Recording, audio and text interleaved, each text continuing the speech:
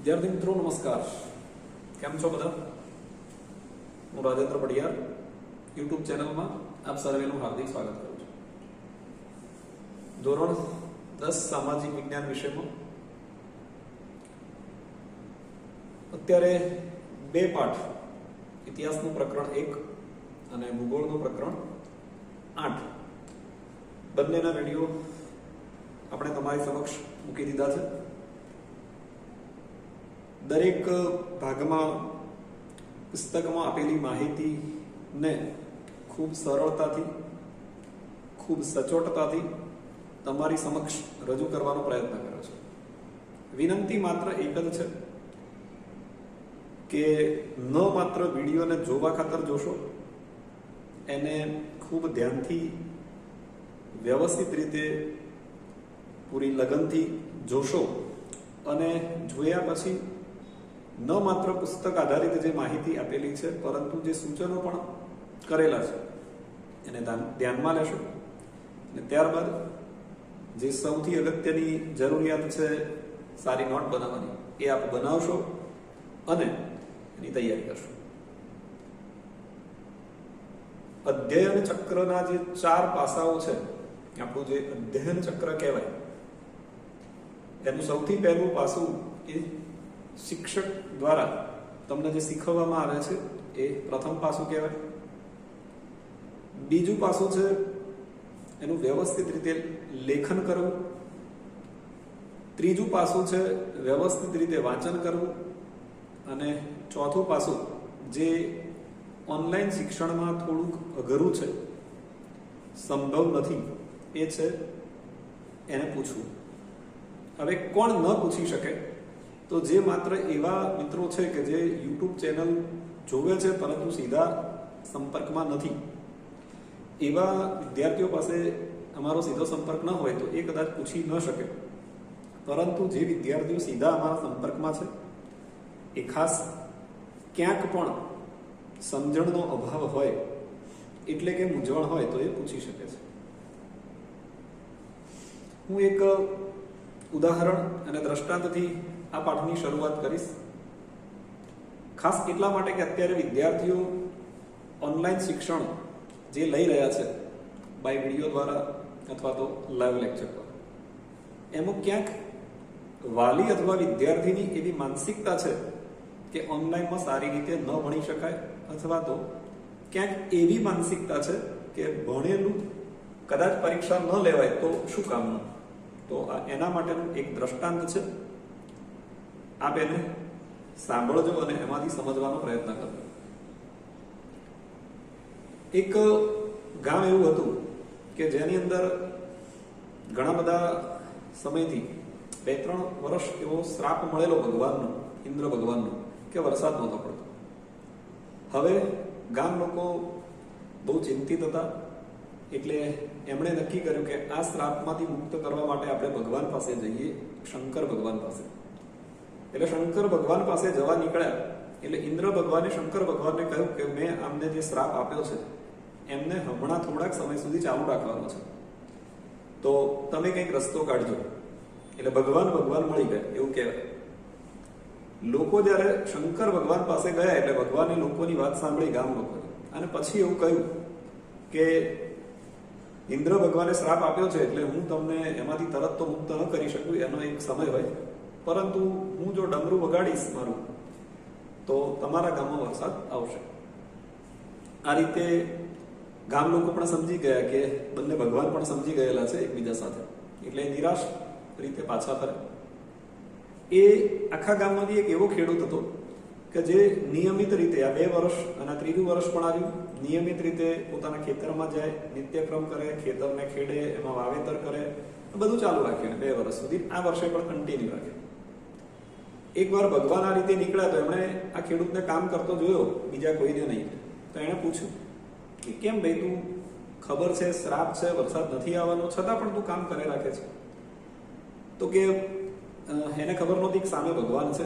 એને કહ્યું કે 2 કારણ છે, એક તો મને આળસ નથી રાખવી મારા શરીરમાં, એટલે હું નિયમિત આવું તો મારા શરીરમાં જે કાર્યક્ષમતા છે એ પણ કન્ટિન્યુ રહે અને આળસનો પ્રવેશ ન થાય।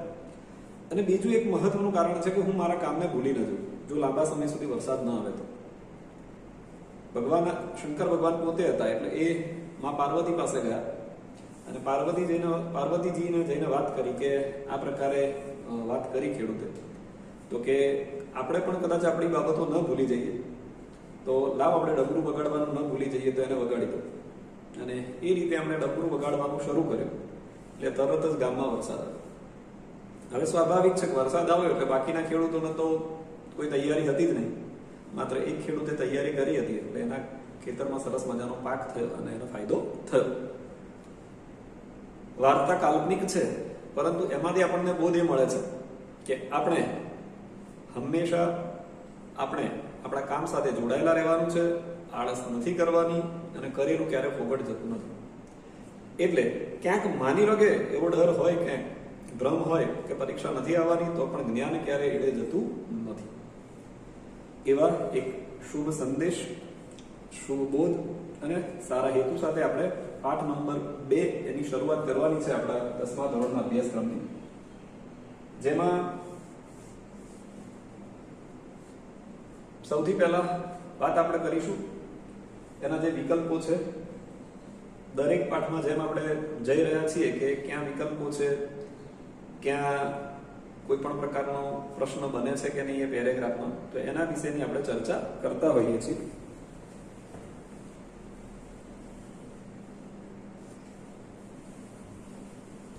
અહીંયા સૌથી પહેલો જે પેરેગ્રાફ છે મિત્રો,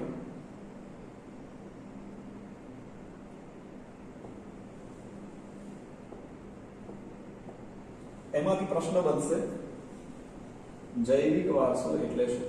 અને એની શરૂઆત અહીંથી થશે કે બાળકને જન્મ સાથે મા બાપના શારીરિક અને માનસિક લક્ષણો મળે છે. એટલે કે એક બાળકનો જ્યારે જન્મ થાય છે ત્યારે એને જે શારીરિક અથવા માનસિક લક્ષણો મળતા હોય છે, લગભગ આપણે ગુજરાતીમાં કહેવત છે કે બાપ તેવા બેટા અને વડ તેવા ટેટા. બરાબર? તો માતાના લક્ષણો મોટે ભાગે દીકરીમાં આવતા હોય છે અને પિતાના લક્ષણો મોટે ભાગે પુત્રમાં આવતા હોય છે. તો અહીંયા એ રીતે જે શારીરિક દેખાવ લગભગ માં જેવો દીકરા કે દીકરીનો હોય છે, પિતા જેવો દીકરા કે દીકરીનો હોય છે, એને આપણે એવું કહી શકીએ કે જૈવિક વારસો છે. અને બીજો વારસો છે માતા પિતા આપણને ઘર, જમીન, જાગીર કે સ્થાવર જંગમ મિલકત વારસામાં આપે છે, જેને ભૌતિક વારસા તરીકે ઓળખવામાં આવે છે.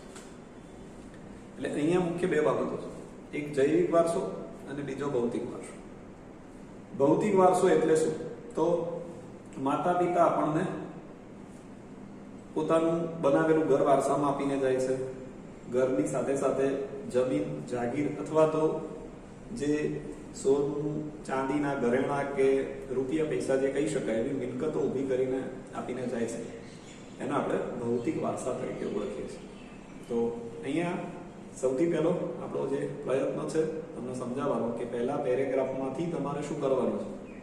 તો ફર્સ્ટ પેરેગ્રાફમાંથી તમારે માત્ર અને માત્ર 2 આ વ્યાખ્યાઓ કહી શકાય એ યાદ રાખવાની છે, બાકી કંઈ જ યાદ રાખવાની કોઈ જરૂરિયાત નથી. ત્યારબાદ આગળના પેરેગ્રાફમાં આપણે જઈશું.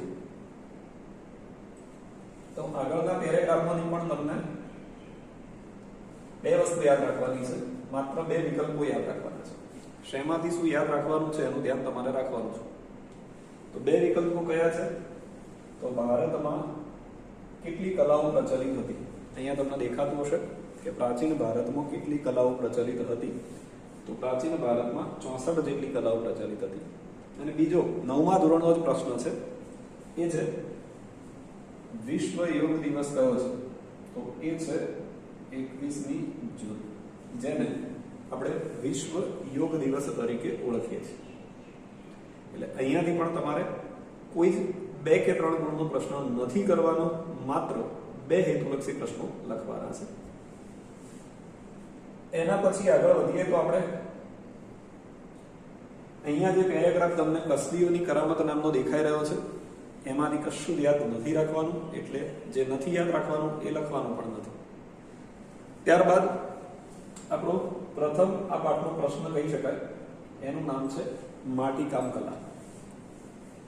દર વખતની જે મારે પેલું દ્રષ્ટાંત આપવાનું થયું એટલે આ પાઠમાં વિશેષતાઓ કહેવાની રહી ગઈ. દરેક પાઠ શરૂઆત થશે કોઈ પ્રશ્ન વિશેષ હશે તો હું ચોક્કસ કહેતો હોઉં છું કે આ પાઠ સહેલો છે કે નહીં, તમારે કેટલો સરળતાથી કરવાનો છે. તો સમગ્ર અભ્યાસક્રમના 21 ચેપ્ટર છે. સૌથી સહેલો ભાગ એટલે ઇતિહાસ ભાગ, અને એના 3 પાઠ સૌથી સહેલા ગણાય, 3. એમાં બીજો, 5મો અને 6. તમે પહેલો પાઠ જો ભણી ચૂક્યા હોય તો એ તમને જો સરળ લાગ્યો હોય ને તો બીજો પાઠ એના કરતાં પણ વધારે સરળ છે. અને સરળ હોવાનું સૌથી મોટું કારણ એ છે કે આમાં કોઈ પ્રશ્ન ટ્વિસ્ટ નથી થતો. બધા જ પ્રશ્નો એઝ ઇટ ઇઝ, એટલે કે દાખલા તરીકે જે તમારી સ્ક્રીન ઉપર અત્યારે દેખાય છે કે માટીકામ કલા, તો આમાં ટ્વિસ્ટ કશું જ ન થાય. અને ટ્વિસ્ટ થાય તો પણ ખબર પડે કે આમાં માટીકામ કલા વિશે લખવાનું છે. જેમ પ્રથમ પાઠમાં કે અન્ય કેટલાક પાઠોમાં કેટલાક પ્રશ્નો ટ્વિસ્ટ થશે તો આપણી મૂંઝવણ પહેલી એ હોય કે એમાં લખવું શું, જવાબ શું આવશે, જ્યારે આમાં એવી મૂંઝવણ રહેશે નહીં. એટલે પહેલો એ રીતે સહેલો છે. અને બીજો, કલાઓ લગભગ આપણી આસપાસની છે કે થોડુંક તમે સામાન્ય ધ્યાન આપી અને તૈયારી કરશો તો હું નથી માનતો કે તમને એ યાદ ન રહે અથવા ન આવે. તો આવો આપણે માટીકામ કલા વિશેની ચર્ચા કરીએ. 3 ગુણનો એક સરસ પ્રશ્ન છે. પહેલા બુક આધારિત જોવાનો પ્રયત્ન કરીએ અને પછી એને કઈ રીતે તમે મેનેજ કરીને લખી શકો છો એની પણ ચર્ચા કરીએ.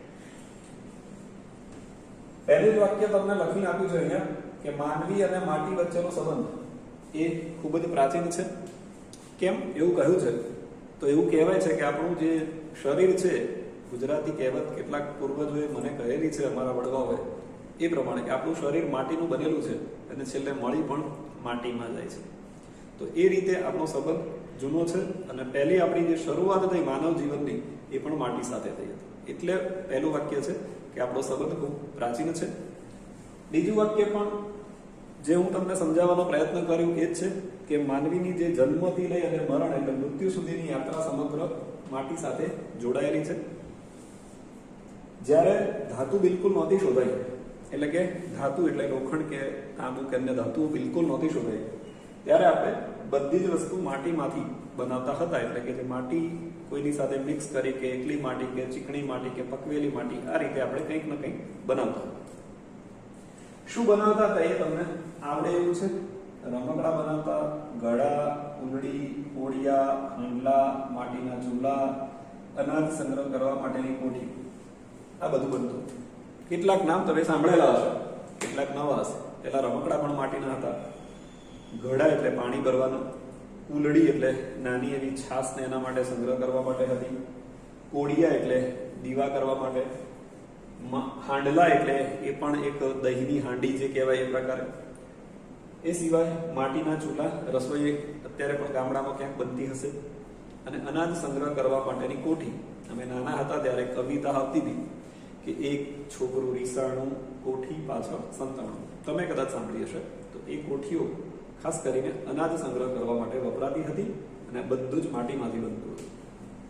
એ જ રીતે પહેલા આખા ઘર પણ માટીમાંથી બનતા, એટલે કે એની દિવાલો પણ, અને સાથે છાણ સાથે માટીનું મિશ્રણ કરી અને લીપવામાં પણ આવતું હતું સરસ રીતે. જ્યારે પથ્થર નહોતા, ટાઇલ્સ નહોતી, પ્લાસ્ટર નહોતું, એ વખતે મકાનો બધા માટીના ચણતરમાંથી જ થતા હતા અને એનું લીંપણ પણ સરસ રીતે જે ગાય ભેંસ અથવા અન્ય પશુઓનું છાણ અને માટી જે ચીકણી હોય બંનેને મિક્સ કરવામાં આવતા અને ત્યારબાદ સરસ મજાનું લીંપણ કરી અને ઘરને શણગારવામાં આવતું હતું. પાણી, દૂધ, દહીં, છાશ, ઘી અથવા તો માખણ જેવા જે પ્રવાહી પદાર્થો હતા એનો કેટલાક સમય સુધી સંગ્રહ કરવા માટે પણ માટીનો ઉપયોગ કરવામાં આવતો હતો. એટલે કે માટીના પાત્રોનો ઉપયોગ કરવામાં આવતો હતો. આપણને જે રસોઈના વાસણો એ પણ માટીના રહેતા અને આ માટેના અવશેષો આપણને આ 3 જે આપેલા છે, એક લોથલ નામનું સ્થળ છે, બીજું હડપ્પા નામનું સ્થળ છે અને ત્રીજું મોહેન્જો-દડો નામનું જે નગર છે, એમાં જ્યારે અવશેષો શોધવામાં આવ્યા ત્યારે, એટલે કે એનું જ્યારે ખોદકામ કરવામાં આવ્યું ત્યારે એમાંથી માટીના ઘણા અવશેષો આપણને પ્રાપ્ત થયા છે. આ ઉપરાંત એમાં પવાલા, બરણી, રકાબી આ બધા વાસણો. સૌથી મોટું માટીકામનું યંત્ર એ સમયનું ગણવું હોય તો કુંભારનો ચાકડો. તમે ગોળ ગોળ ફરતો ચાકડો જોયો, તેમાં સરસ મજાનો આકાર આપી અને વિવિધ પ્રકારના પાત્રો તૈયાર કરવામાં આવે. એ માટીકામ કલાનું શ્રેષ્ઠ યંત્ર ગણી શકાય છે. એ જ રીતે નવરાત્રિમાં જે ગરબા હોય છે એ પણ હવે તો ધીરે ધીરે આધુનિક સમયમાં ચાંદી અને સોનાના ગરબા પણ ક્યાંક ચડી રહ્યા છે, પણ ખાસ કરીને પહેલા માટીમાંથી ગરબા બનતા હતા, જેની આસપાસ કાણા પાડેલા હોય, અંદર દીવો મૂકેલો હોય. આ રીતે માટીનો ઉપયોગ દરેક જગ્યાએ સવિશેષ કરીને થતો હતો. છેલ્લો જે પેરેગ્રાફ માટીકામ કલાનો છે એમાં મોટે ભાગે 3 વિકલ્પો છે. ઉપર કોઈ ખાસ હેતુલક્ષી પ્રશ્ન પૂછાય એવો નથી, જનરલ જે આપેલું છે લખી દેવાનું છે. પહેલો વિકલ્પ છે ટેરાકોટા, કે પકવેલી માટીનું બીજું નામ શું? તો ટેરાકોટા તરીકે ઓળખવામાં આવે છે. આના અવશેષો ક્યાંથી પ્રાપ્ત થયા? તો દક્ષિણ ભારતનું સ્થળ છે નાગાર્જુન કોંડા, અને ગુજરાતનું કયું સ્થળ છે? તો લાંગણ, જે કયા જિલ્લામાં છે? તો મહેસાણા. એટલે અહીંયા જે પેરેગ્રાફ છેલ્લો છે એમાંથી કઈ રીતે તૈયારી કરવાની, તો 3 વિકલ્પોના 3 વાક્યો અથવા તો 2 વાક્યોમાં તમે કન્વર્ટ કરીને લખી શકો છો. મિત્રો, અહીંયા આપણો જે પોઈન્ટ સવાલ છે પહેલો આ પાઠનો, જે 3 ગુણનો અથવા કદાચ 2 ગુણમાં પણ પૂછાય, કારણ કે ઉપર આપણે એવું કહ્યું કે કોઈ પ્રશ્ન નથી અત્યાર સુધી જે જોયું પહેલું પેજ, એમાં માત્ર થોડા ઘણા હેતુલક્ષી સવાલો જોયા આપણે. પહેલામાં 2 હેતુલક્ષી, જૈવિક વારસો અને ભૌતિક વારસો. બીજામાં 2 હેતુલક્ષી, 64 કલા અને 21મી જૂન. અને ત્યારબાદ માટીકામ કલા વિશેની ચર્ચા, જેમાં તમારે શું લખવાનું? તો 2 વાક્યો સરસ લખવું. આપણો અને માનવીનો અને માટીનો સારો સંબંધ રહ્યો છે પ્રાચીન કાળથી. ધાતુ નહોતી શોધાઈ ત્યારે માનવી માટીમાંથી વિવિધ વસ્તુ બનાવતો હતો. દિવાલો, લીંપણ એમાં માટી વપરાતી હતી છાણ સાથે. પછી હડપ્પા, મોહેંજો-દડો, લોથલમાંથી શું મળી આવ્યું છે? કુંભારનો ચાકડો એનું શ્રેષ્ઠ ઉદાહરણ છે. અને છેલ્લા પેરેગ્રાફમાંથી 3 વિકલ્પો લખો. એટલે સતત હંમેશા મારો એક પ્રયત્ન એવો હોય છે કે તમે જે સવાલો ખરેખર ગોખવા જેવા ન હોય, રટવા જેવા ન હોય, એને સમજીને યાદ રાખો. આમાં 1-2 વાર વાંચો ને પછી બહુ જરૂર નથી કે માટીકામ કલા એટલે પહેલા 2 વાક્યો આવવા જ જોઈએ, એવી કોઈ જગ્યાએ જરૂરિયાત નથી હોતી. એના મુખ્ય અંશો આપી જવા જોઈએ. અને જો તમે આ રીતે તૈયાર કરશો તો યાદ 100% રહેશે તમને. હા, એવું ચોક્કસ કેટલાક ચેપ્ટરમાં હોય છે કે જેની અંદર તમારે આંકડા આવતા હોય તો એને થોડાક ગોખવા પડે, બરાબર. ક્યાંક એવી માહિતી આપી હોય તો એને તમારે 100% વ્યવસ્થિત વાંચવી પડે. પણ ખાસ કરીને આ મુદ્દા એવા છે કે ખાસ કરીને બીજો પાઠ અત્યારે આપણે ચર્ચા કરીએ છીએ તો એ થોડું બેઝિક પણ તમે ધ્યાન રાખી અને યાદ રાખી શકો છો. પ્રથમ ભાગ આપણે અહીંયા પૂરો કરીએ છીએ. પ્રથમ પેજ અહીંયા આપણું પૂરું થાય છે બીજા ચેપ્ટરનું. અને એ જે પ્રમાણે તમને કહેવામાં આવ્યું છે એ પ્રમાણે તમે લખી અને તૈયાર કરશો એવી ઘણી સારી અપેક્ષા સાથે. જય હિન્દ, જય ભારત.